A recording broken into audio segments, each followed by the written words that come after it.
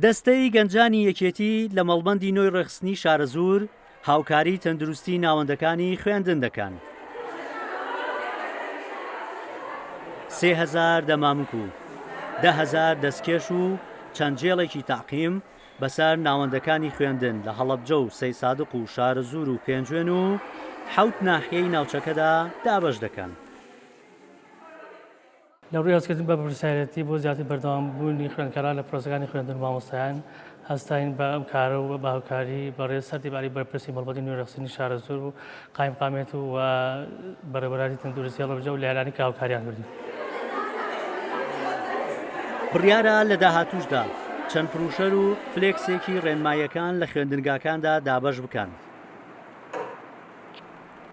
سەردەمێکی نوێیە و بەبێ جێبەجێکردنی ڕێنماییەکان بەردەوامبوونی پرۆسەی پەروەردە و فێرکردن کارێکی سەختە. زۆرێک لە خەتانەکان ئەوەنە حاڵیان باش نیە کە بتوان هەموو پێداویستەکان دابینکەن بۆ قوتابیەکان، بۆیە ئەگەر حکوومەتیان ڕێکخراوەکان یارمەتی قوتابخانەکانکەن ئەمە ئەبێتە باشترین ڕێگە بە ئەوەی کە درێژە بە ئەم ساڵی خوێندن بدرێت.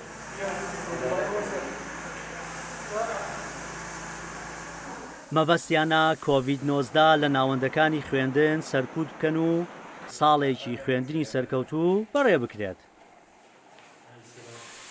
حکوومەتی هەرێمی کوردستان تەنها بڕی 540 ملیۆن دیناری بۆ پێداویستە پزیشکیەکانی خوێندنگاکان دابین کردووە. تەندروستی مامۆستایانیشیان بەلاوە گرنگە. هەموو لایەک پێزانینیان بۆ ڕۆڵیان هەیە. لە دۆخە سەختەکانیشدا نانهێشتووە پرۆسەی پەروەردە پەکی بکەوێت. لە ڕێگەی بەڕێبەرادی گشتی پەروەردەی هەڵەبجەوە جێی دەستخۆشیە کە بڕی 1000 دەمامک و 5 جێڵی 500 میلیمی و لەگەڵ دەمانچەی گەرمی پێم بۆ خوێندنگاکەمان دابین کرا ئەمە جێی دەستخۆشیە. بەڵام ئەوەی کە جێ قسەکردنە لەسەری من نزیکەی 150 خوێندکارم هەیە ڕۆژانە لەم خوێندنگا دەوامەکات، گومانی تیانە کە دابینکردنی 1000 دەمامک ڕۆژان تۆزێک برێ بەسەر خوێندکارانە بڕێکی زۆر کەمە من ئەوپەڕی بتوانم تا هەفتەیەک تا ئەوپەڕی 10 ڕۆژ توانم بەردەوام بم لە پرۆسەکە و دابینکردنی دەمامک و پێداویستیەکان.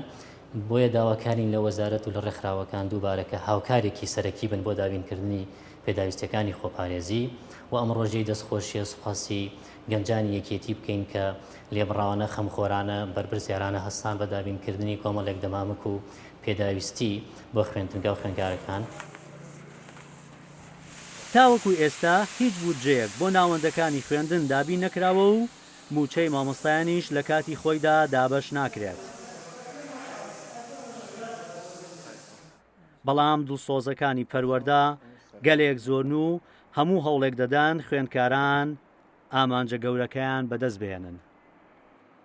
خوێندکارانی هەڵەبجە ساڵانە لە تاقیکردنەوەکانی پۆلی 12 ئامادەیی ئەنجامی زۆر گەورە بەدەست دێنن. گەنجانی یەکێتی دەڵێن ئەمانە زێڕن، دەبێت پارێزگاریان لێ بکەین. ڕێبینیار ئەحمەد، گەلی کوردستان، هەڵەبجەی شەید.